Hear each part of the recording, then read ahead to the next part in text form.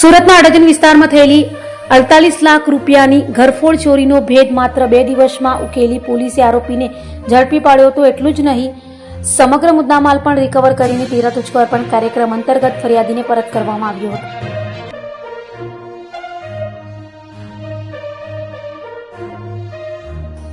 સુરતના અડાજણ વિસ્તારમાં ગત 18 મે 2026ના રોજ 48 લાખ રૂપિયાની ઘરફોડ ચોરીની ગંભીર ઘટના બની હતી.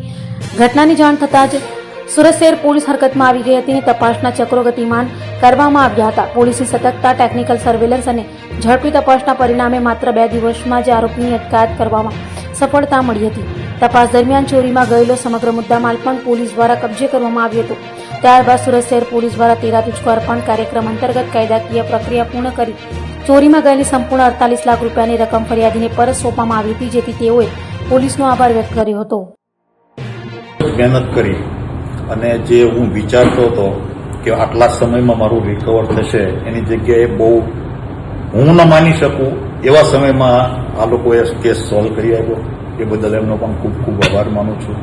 બીજું કે સાહેબ 18/5 મારા ઘરે 2:30 થી 3 વાગે ઇન્સિડન્ટ બન્યો. મારી દીકરીએ 3 ને 5 કે 10 112 પર ફોન કર્યો.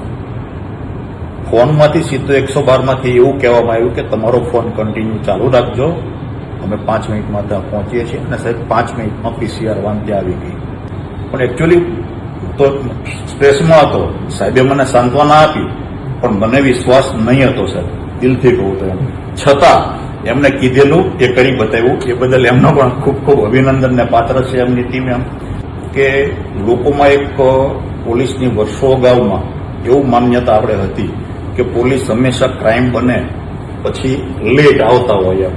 પણ મારા કેસમાં હું દિલથી એવું કહી શકું કે તમે જ્યાં સુધી અનુભવ નથી કર્યો પોલીસનો, ત્યાં સુધી તમને ખ્યાલ નથી કે આ લોકો કેટલી સ્પીડમાં ને કેટલું ફ્રેન્ડલી વાતાવરણમાં સરસ કામ કરી આપે છે આપણને. ખૂબ ખૂબ આભાર બધાનો, આપને અને આપની